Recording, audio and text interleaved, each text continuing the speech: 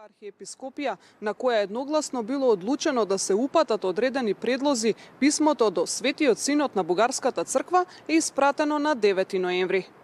Македонската православна црква Охридска архиепископија смета дека со подпишувањето на оваа согласност од поглаварите на двете цркви ќе се воспостави евхаристичко единство меѓу нивните епископии, како основа за единство и со епископите на другите помесни православни цркви. Владиката Наум во изјава за БТВ потврди дека МПЦ ОА го испратила писмото, оцени дека автокефалноста досега не била признаена поради политички причини. Бугарската православна црква ја има единствената шанса со самото признавање на Македонската православна црква да стане мајка црква на Македонската православна црква.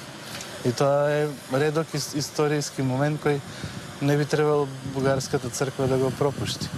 Писмото предизвика внимание и во соседната земја. Тамошниот познавач на црковните прашања Милан Врабевски во изјава за Националниот сервис на Бугарија рече: поглаварот господин Стефан во октомври бил во Софија и разговарал со бугарските архиереи. А те бяха тука по моја покана, но и по покана на...